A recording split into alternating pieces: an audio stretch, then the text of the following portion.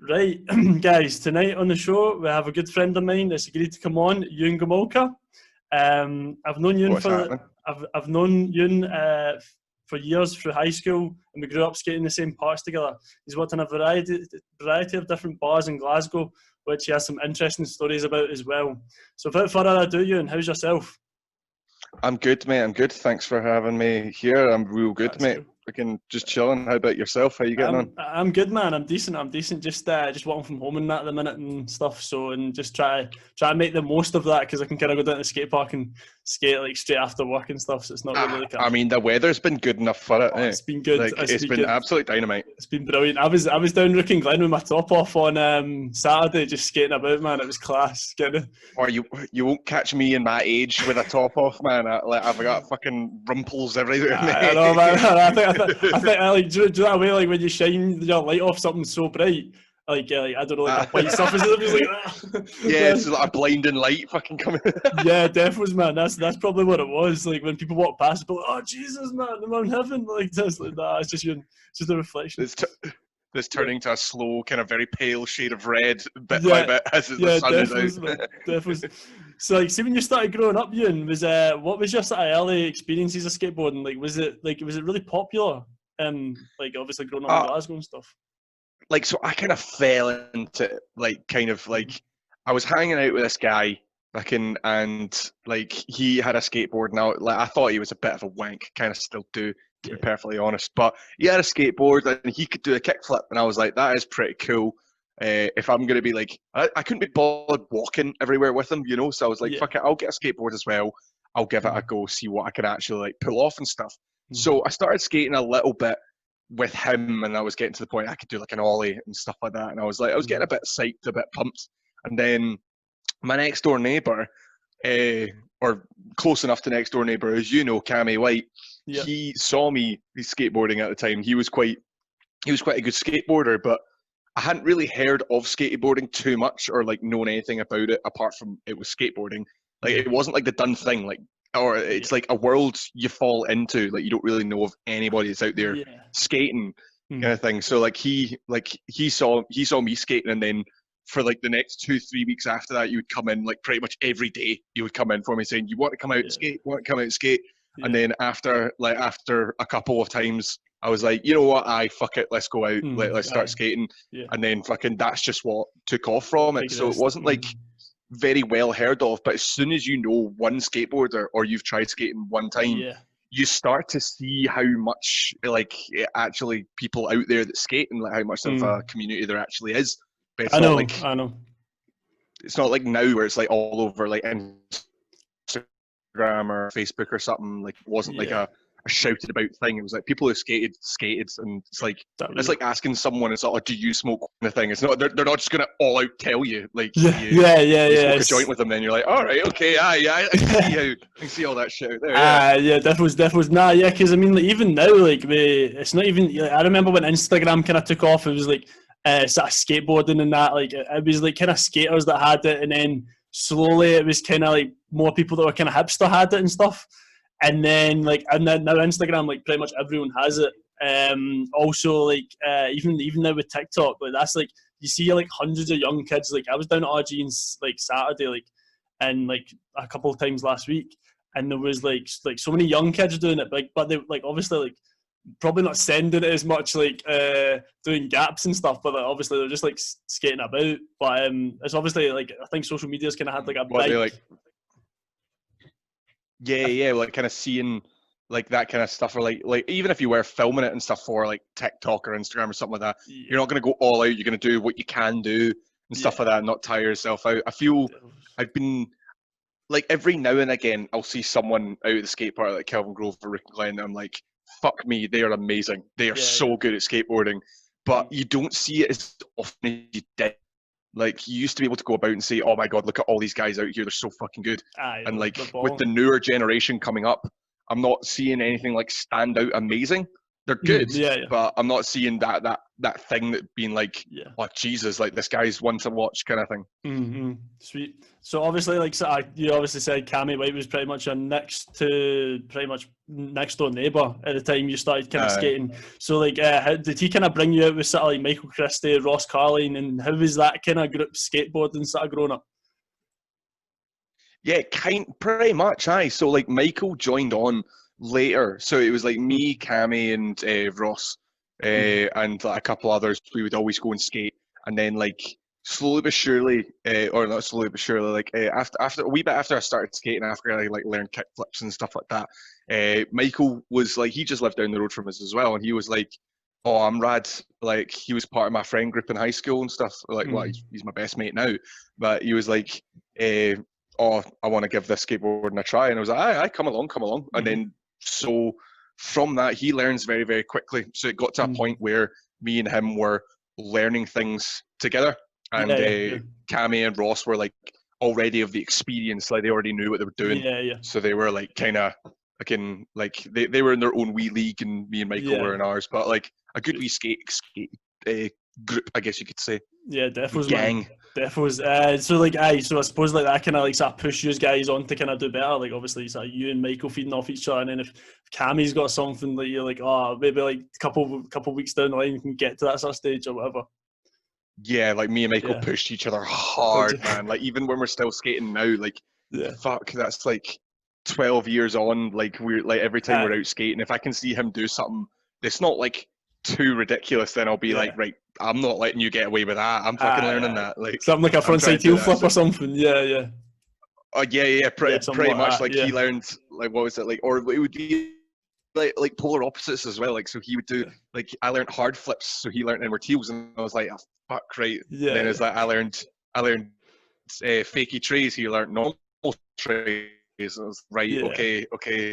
Like just keep pushing each other on to learn each other's tricks and get past that point. Man. Now later on, like he's still really good at like ramp and rails and stuff like that. I still need to gain a bit of confidence, but yeah, like I beat him in certain things, he beats me in certain things. But Defos, man. I suppose with Michael, he's got the snowboarding as well, so that kind of pushes him, I suppose, to kind of do more transition and like ramps and stuff.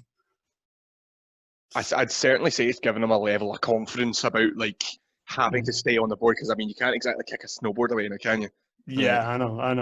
Like if you're gonna eat shit, you're gonna eat shit. So you may as well just commit and just go for it. Commit to the shit eating, eh? That's sweet. So like, I take it at that point you were going through boards and shoes like kind of rapid when you were like kind of young and stuff. Oh, mad rapid, yeah. So like fucking a skateboard.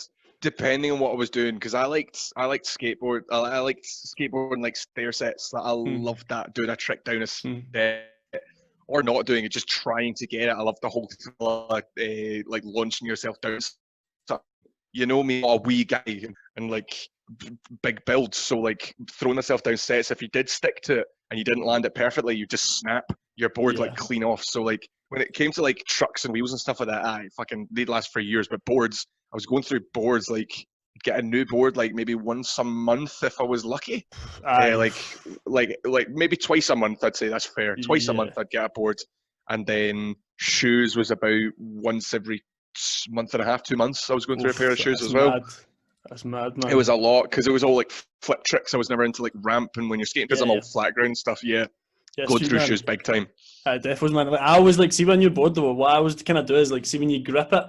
I don't know. I kind of just like the grip tape not to be too sticky, so I like running like once I've gripped it and like that way like you kind of like put the grip tape on and then you cut round the perimeter of the board. Like see the excess grip tape, I like sand it down. I don't know. That's maybe just me, but yeah, I know, I've seen a bunch of people do that. I never knew why they did it. Because I always get like a grizzly grip, because that one for me, you can just stick it on, you're good to go. Like actual just straight out good to go and skate. But like there's been times where I haven't done that. That's probably why I rinse through shoes so fucking fast, to be perfectly honest. Because like boys down the park now, they're like, oh, like how do your shoes like last that long? I was like, oh, usually I don't like my grip like too sticky. I always like sand it down and that, and it's like kind of good to go. There's maybe like the first 1 or 2 sessions I'll be like, oh, this is like mad sticky, but like once you kind of get through it, it's alright. Yeah, it does mess up your game as well. Like a brand new grip that you've not sanded down, like all your tricks feel different. It's like you need to learn them again, right? Yeah, no, I suppose, man. Yeah, defos. So, what would be your best spot and best park to skate in Glasgow if you had to pick one of each? Like now, favorite place to skate. Favorite place to skate, spot wise.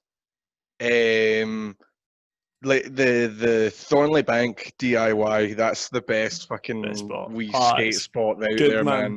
So nice and well hidden. It looks beautiful. The ground is excellent.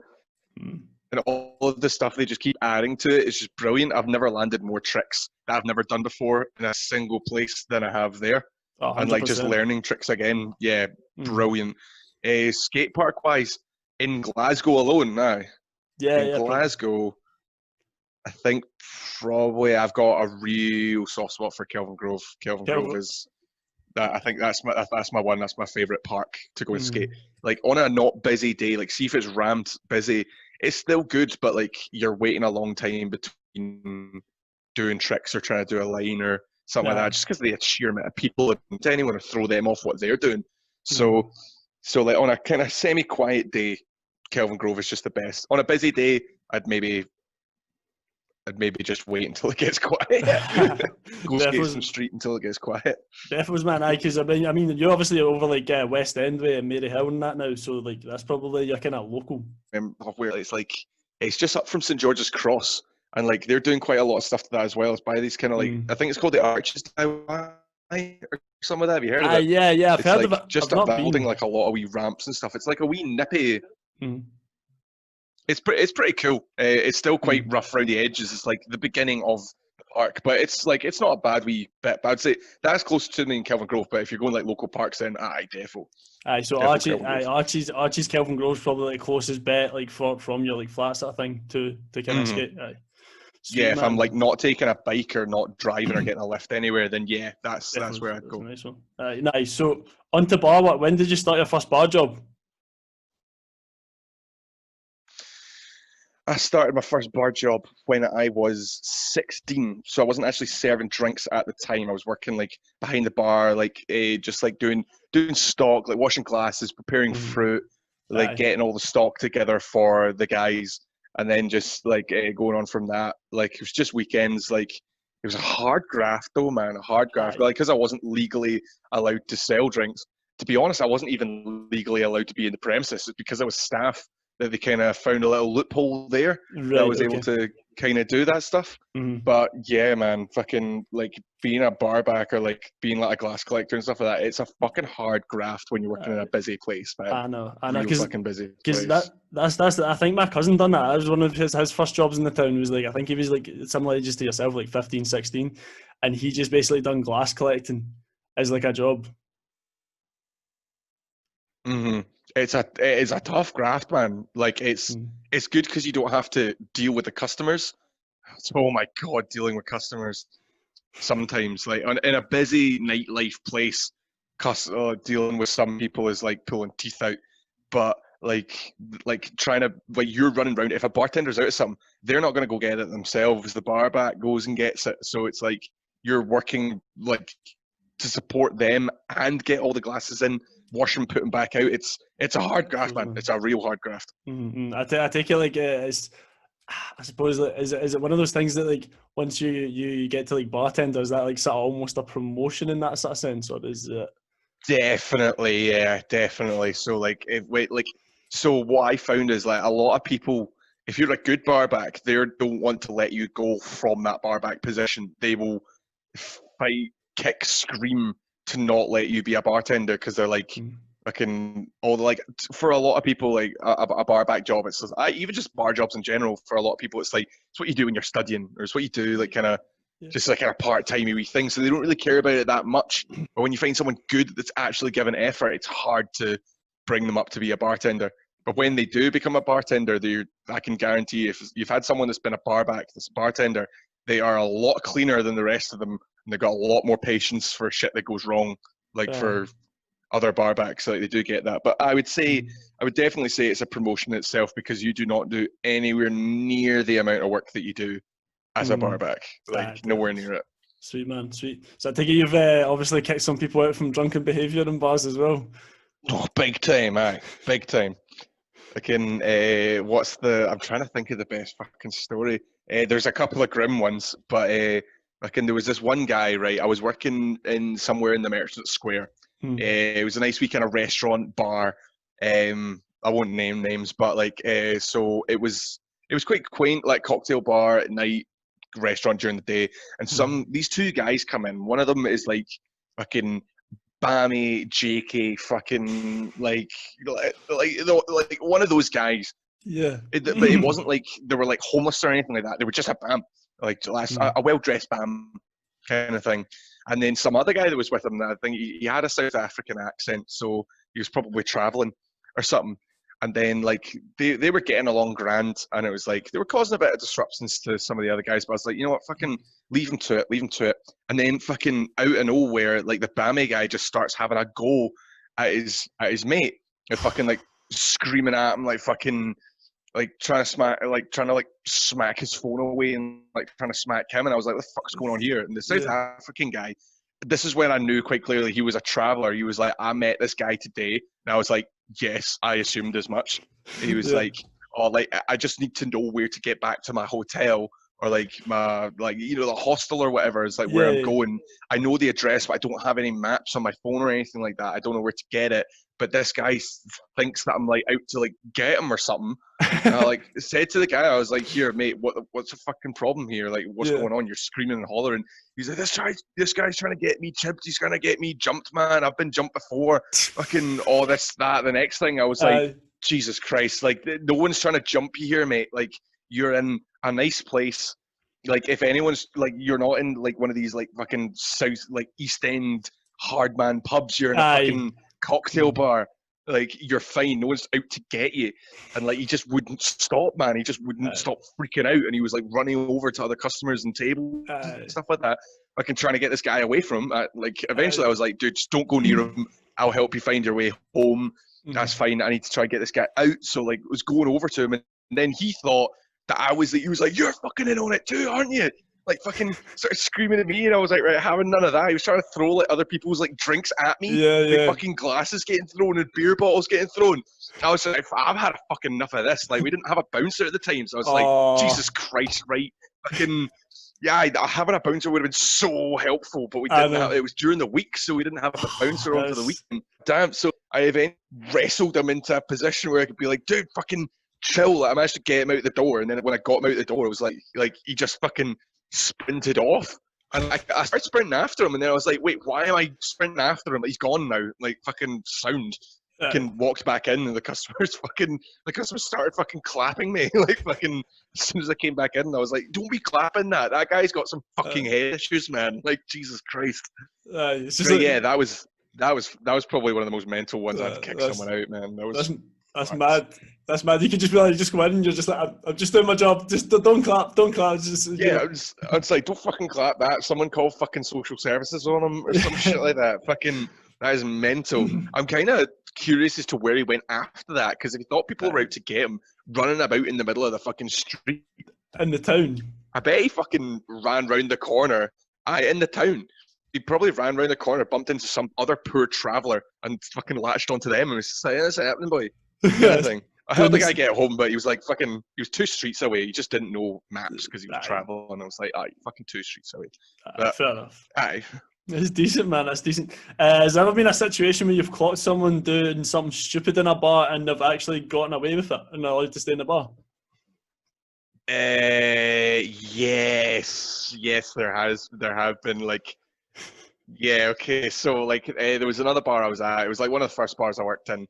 And they had rented out the entire bar. This was on a Sunday. They'd rented out the entire bar for a christening. I mean, it's a big bar. So like at the time, you could fit about 500 people in before it got like cramped and stuff. So there's about maybe about 200-300 people for a christening, mind you. I mean, Jesus Christ. Was it the buff of Christ? Like fucking. Would have bloody hoped so, man. Like some of the guests that were there, I was like, it must have been a fucking spectacular event. But there's like little kids running about. Like this is like 2 p.m. on a Sunday. Like like later on. So they're all running about the place, like people are having some drinks and like having a good time. It's like aye. Like then this guy comes up to the bar and talks to me. He's trying to order a round, and I will never forget his face. He was like maybe like late 40s, verging on 50s. Yeah. And he came up and he was asking just for a couple of soft drinks for some kids, and then a couple of like alcoholic drinks as well. Yeah. And he had a big fucking silver nostril from where he was obviously sniffing gear and coke. No.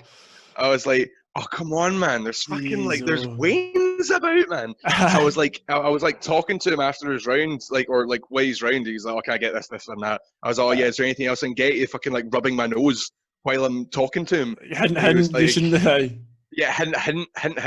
And then he was like, I don't get what you're talking. Like, what are you doing? Are you all right? And then I was like, dude, wipe your fucking nose. And then he like wiped it, and he was like, "Oh no, mate, no, it's not what you think." I was like, "Aye, right, fucking enough of that." It was the white stuff they put in the dessert, the white sugar on the edge of the dessert. That's probably what it is. He's just yeah, exactly. Fucking I just eat a cream cake and all that. Fucking no chance. I was like, right, fucking cut it out. Like he wasn't causing any trouble, so I was like, right, I'll overlook it for now. But if I see it again, then you're getting perhaps. Do something. But I let him stay. He didn't do anything after that. So I was like, you pick your battles, I suppose. I know, definitely.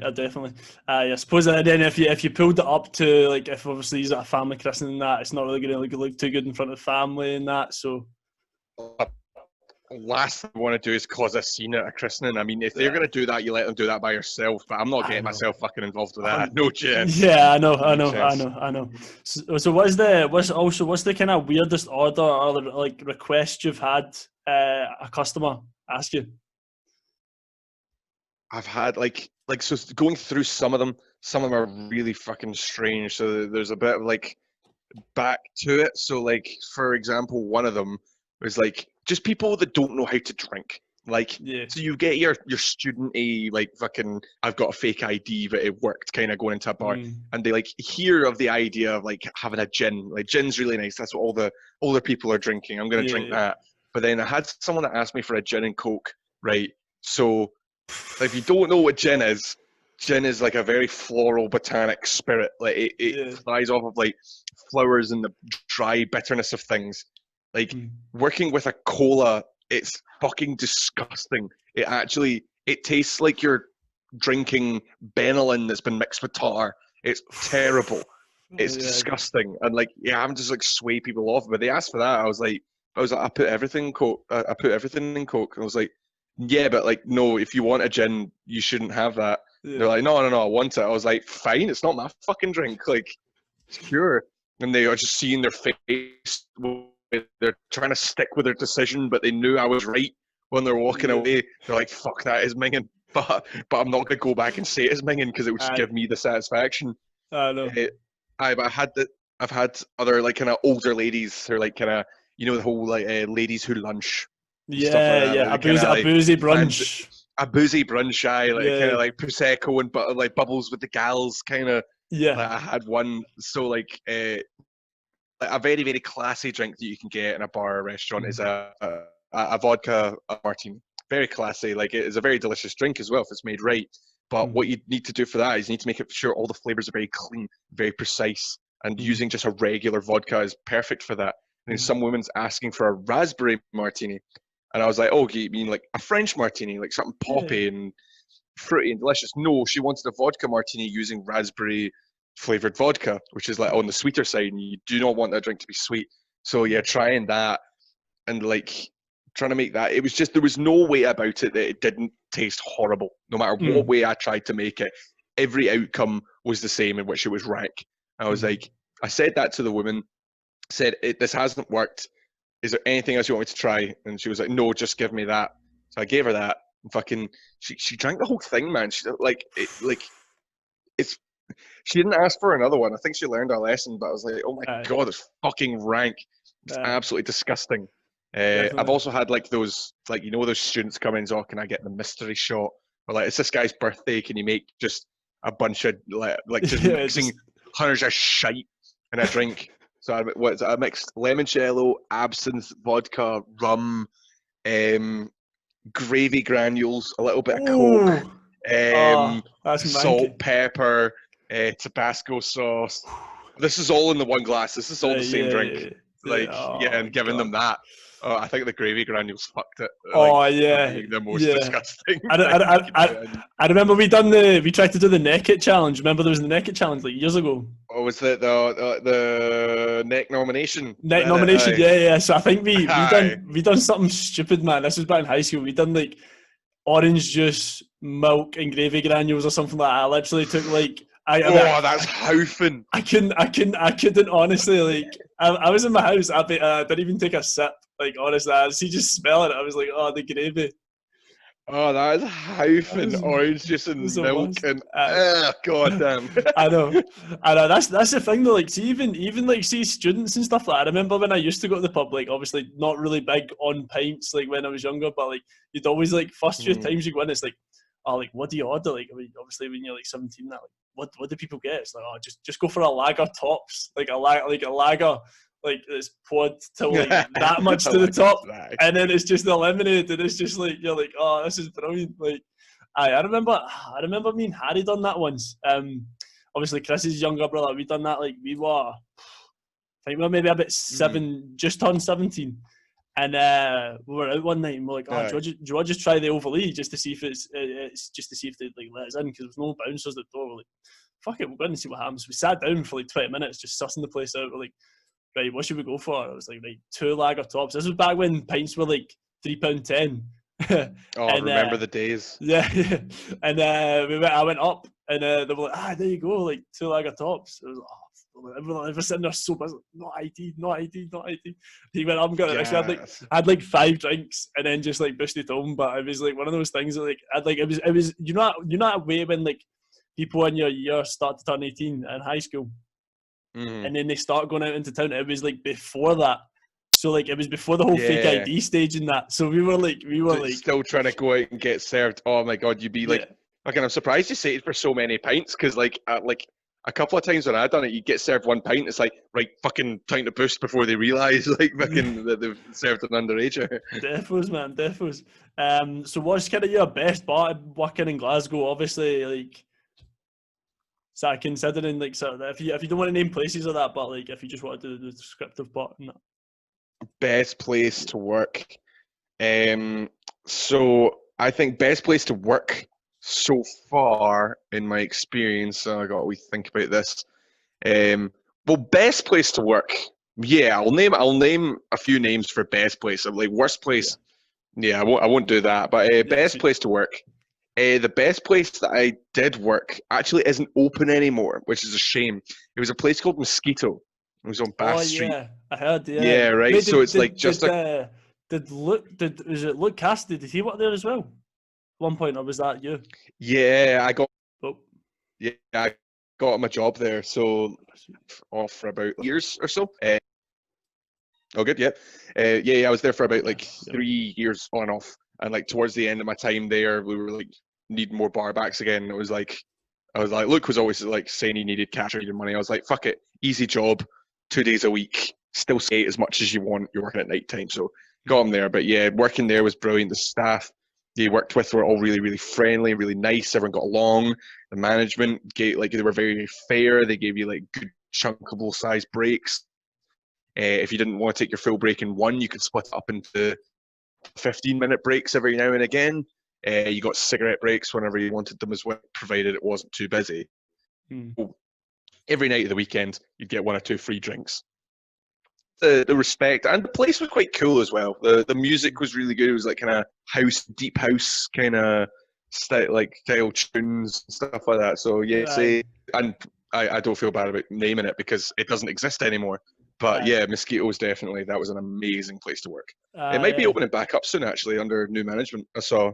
Oh, nice one. That's sick, man. That's sick. Was it kind of like it's when you say deep house, is like kind of My Love by Jess Glynn and Route 94 kind of. Do you know that song? Kind of, but like, we're talking like pre-days. Like, so this is. So this is before that. What was it? Like, Ben Pierce, like What I Might Do by Ben Pierce, and was it Stee Downs featuring the Lovebirds, fucking Want You in My Soul. They had like Joey Negro and who's like Joey Negro played at there, and we had real fucking good tunes. But like all this new stuff now, it's like it's like the old OG good deep house OG tune stuff. Right. Nice one. So, so what was your kind of obviously sort of going based off of descriptive stuff, like obviously not naming any places, naming any names, but worst kind of experience of about working in Glasgow?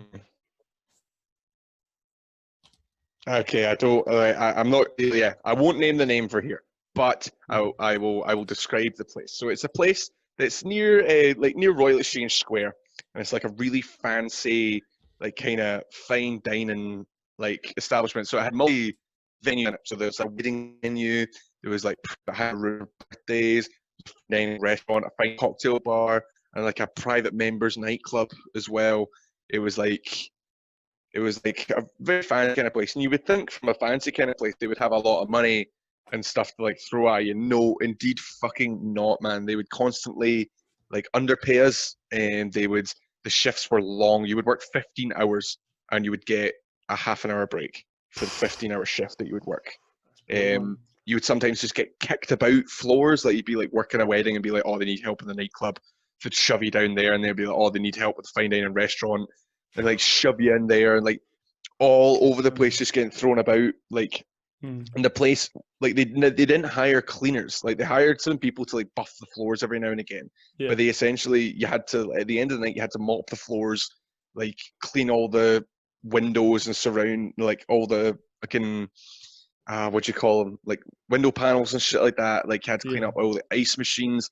But like when it got to like a certain point, like some of the staff were just so. Like the management were dicks, so they were just shite. They would just basically sit in the office the entire shift and do nothing. They would come out to boss you about and then go back and sit in the office. Then, like the ice machines were absolutely disgusting. There was just black mold in the inside of the ice machines, man. And like you're feeding this ice out and it's going into like really fancy cocktails, and I'm like, that's fucking bogging, man. And like people were paying like fucking 15 quid, 20 quid a cocktail, and it's like, oh my god, no. That's mad. I probably started COVID-19 that place. I probably, mate. I wouldn't fucking I thought it, man. Like that's just like the fucking like tip of the like. Well, that is the worst one I've worked in. That's the tip of the iceberg. There's plenty of places out there that just see when you see what goes on behind the scenes, man. You would not fucking step foot in there, man. Never mind paying fucking what was one of the meals? It was like 50 quid for a fucking steak and shit like that. Like, and expired milk, fucking dusty spiderweb rats. Oh no, man. Mate. Yeah, that's mad. They actually had a bin lane out back when we had to take the bins down. You had to go down all the floors. The thing was like when you got to the top floor, it was like townhouse style. It was like 3 floors all the way to the top. You go all the way to the top. You go down even lower to go out to like a wee lane where they kept all the bins. And it was right next to where like all these junkies and stuff sleep. So you always see like junkie needles. There's like human shit. Human shit lying about the place. Junkie needles. Fucking people shagging. It was like, it was just horrible, man. Horrible. That's place. Mad. That's mental. I remember I worked in, do you know, Italian job down at Stamplin? You know, there used to be the wee takeaway place. Aye. Yeah. The Italian job. I remember that place. Aye. Yeah, that was my first ever job, and I remember working in there. Like, do you know the audio went there, yeah. Yeah. So my first job was an Italian job, and I remember, like, you know how you get the chips that obviously like come frozen and stuff. Like, I remember like I didn't know they came frozen, but that's interesting. Yeah. Well, in the freezer they were like frozen. Yeah. But so like they had the deep fat fryer and they had like the oil in that, and then I remember like once a chip dropped in the ground, and then I was like I just like flung it back in the fryer, but like it was already frozen though, so it was already frozen. I'm like that. You're going from like what minus like 6-7 degrees into like 200 degrees. Like, I'll surely burn the bacteria. The guy flipped. He was like, "Oh yeah, if you see that, see my customer seen you do that." I was like, "Oh shit, no." But he's like, "Just don't do that again. It's cool, but like, just don't like." It's a big no-no, man. It's a know. big no-no. I But know. obviously it's your first job. You're not gonna know the difference, man. Like I know. I done something like that. Like I was meant to take a start out to someone and like fucking something rolled off and hit the ground, and I was just like, oh right, like picked it up, put it back in the plate, and like before I left the kitchen, thank fuck this chef said, but before I left the kitchen, he fucking screamed his head off at me. He was a big Australian guy, and he was like, "What the fuck do you think you're doing? Fucking get back here!" And I fucking shat myself a belt, and I was like, "Oh, it's a second." I've never done anything like that since. I know. I But, remember. Because I remember I wanted to, Malt, like, it was obviously now Monteith's down at Clarkson Toll. It's the one across from the Overlea. Wait, is that across from the Overlea? Oh, is there a pub so it's there like now? it's like, so do you know the old bean scene? Aye. How it used to like, I remember it changed names and stuff, and I think it was ended up being Malt Betty's for like a short spell. So I ended Right. up working, I ended up getting a job there, and I was kind of doing runners for like food and stuff. And I Oh, remember nice. I remember going to the kitchen, and Yeah. I was like, oh, I said to the chefs, like, oh, is there any chance the food's ready? Like, and he's like, no, like, not yet.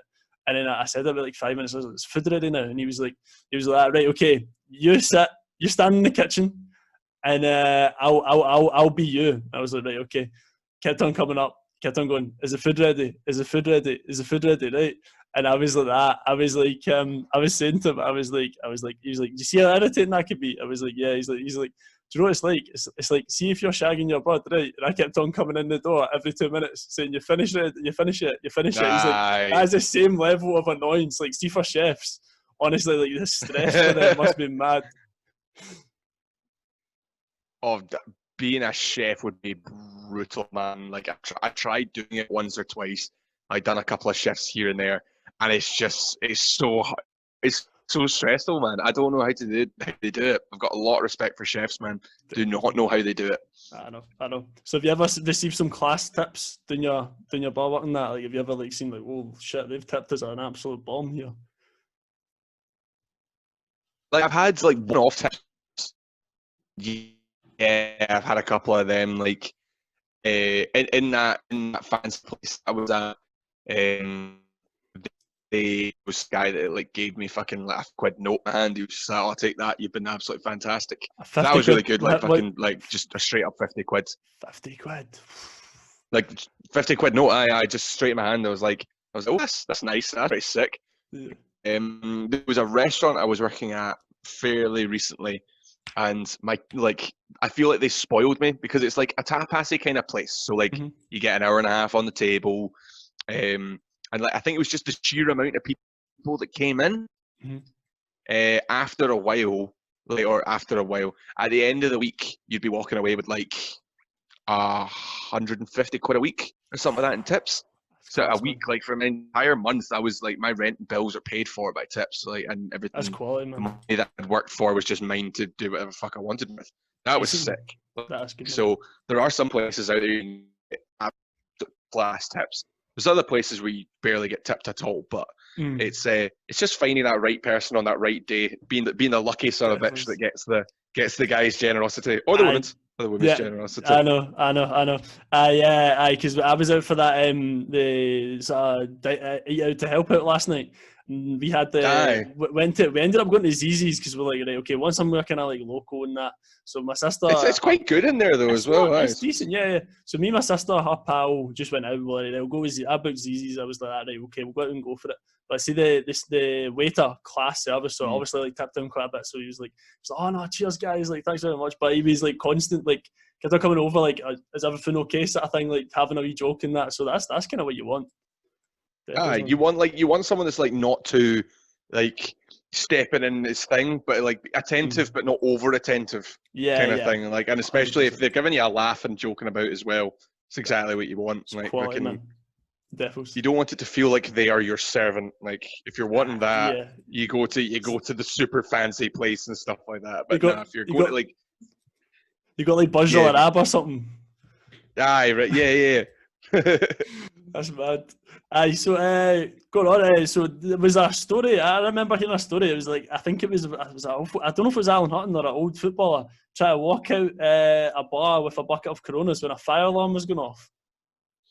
You did hear right. So I don't know, right? I know fuck all about football. Like Yeah, I only recently learned what the offside rule was. Like I don't right, really know. yeah, So I can, like it was at one of these places. I think it was like it was a nightclub I was in, and like the fire alarm was going off, and it was like, mm, right, okay, everybody, out you come, and then this, all I knew was that he was a footballer because I heard my colleagues saying that he played on like the Scotland team or something like that, like right, right. fucking, like, yeah, I'd embarrass myself by even trying to attempt to name some footballers right now. But he walked out with like a full bucket of Coronas and like fucking like the beer opener and stuff like that, and we were all just like, the fuck you doing? The fuck you doing? And he started like fucking trying to run away from us, like holding it, like just not for letting go, man. Just as like running circles and stuff like that. We gave up eventually. I was like, fuck, I'm not fucking paid enough for this shit, man. I'm not dealing with that. That's bad. Have you ever seen sort of like other celebrities, sort of like semi-famous people act sort of out of order as well, or are they all just are they pretty decent? Like a lot of them are decent. Like a lot of them are decent. Mm. There's one. Oh, I'm just wondering whether I should say the name. Like, yeah, you know what? Because he's not like it anymore. So in one of the places that I was working at, Paolo Nutini Mm. used to come in all the time. And he's not anymore, but back in the day, he was like he's a wee guy for Paley, man. Like likes to get on it, Yeah. like, and he's like whenever a bouncer was trying to deal with something or fucking like stopping a fight, he was like he just interjected himself in the fight and just ran over and just started like fucking dumbing on people, like fucking jumping on the bouncer and stuff like that, trying to Aye. swing at the other guy and stuff like that. Oh, it was fucking hilarious. He was definitely just doing it for the last, but like it's annoying when you're trying to deal with a situation and get it done out, but then Mm. fucking like a big name celebrities just throw themselves in the middle of it and everyone gathers round and it's Aye. like, right, how the fuck am I meant to kick these guys out? Fucking there's people everywhere with their phones up going, oh my god, check this out and stuff Aye. like that. Paolo Nutini's trying to act the big man. Oh, That's mate, it, he man. is the big man. He could be allowed to act like that, man. Aye, I aye. can let him have it. That's mad. You'll never get any like. Well, I've not seen any like dicks. I've seen people that are like Mm. they know you know who they are, and they're just not up for it. And it's like Aye. that's fair. That's fair. I'm not gonna push it.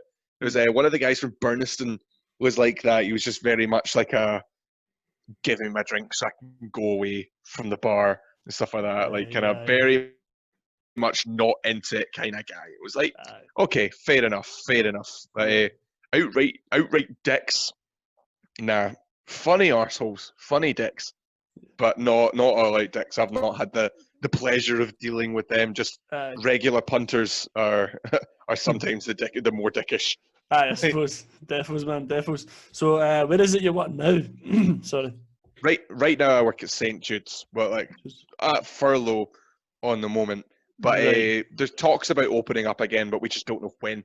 Because right. it's quite a Sweet. it's like a venue hire nightclub late night bar vibe, so we Aye. kind of really do make our money off of large Yeah. groupings and Mm. stuff like that, so it's just not viable for us in the safety of Glasgow to be opening Yeah, right now. because there's music. I remember being in like once or twice, and they have got like a DJ set up and stuff like that. They've got tunes going, and obviously like if Yeah. Sorry, yeah, they got the whole shebang, man. sweet man, so it's like I obviously like with Nicola Sturgeon and that saying like you can't play music or you can't like if you're watching a football game in a pub you can't have the sound on. So that's You not? Oh, I apparently didn't so. know about that. Yeah, yeah, yeah. Oh, that sucks. I That know. sucks a bit. But I like, actually, what was it? I was watching a football game, just here in the house and stuff like that, yeah, and like they've put like the FIFA cheers in the background, obviously because yeah. like no one's at the stadium and stuff like that. Ah, that's funny, man. It's That's mental, man. patter. It's mental. It's mental. Nah, that's nice, man. Hey, last question before we Mm. go. Actually, this is one that a few of the boys have been asking. They were like saying, "Oh, like your next podcast, you should ask it." Is like a kind of reoccurring thing. What would your last ever meal be? Like if Last ever meal. last ever meal. Yep. What is it? This is like the serial killer's fucking like last meal on Yeah, earth kind of thing. yeah, Aye, kind of aye. thing. So like, so say if you're like next week you were to like choose your last meal of like ever, like of like your life kind of thing, what would it be? It's a tough one, isn't it? Oh, that is tough, man. That is really fucking tough. Last meal ever would have to be, it'd be a spaghetti carbonara with cheesy garlic bread, and then fucking like a nice a bottle of a white Rioja from Spain. That would be my, if I knew it was my final meal and I could have nothing else, that would be it, definitely, man. That's a fucking cracking right there, right there. Nice one, man. One now, man. You got me thinking a heavy fucking one now. It's like you're gonna nip down to Tesco's and get like a wee microwave one, like yes. Oh, fucking big time, man. Oh, I'm feeling it. That's it, man. Sweet, man. Sweet. Aye, so white wine Rioja, the last drink to go with it. Just compliment it nice. Oh yeah, the whole bottle as well. The whole bottle. Well, finish it off, man.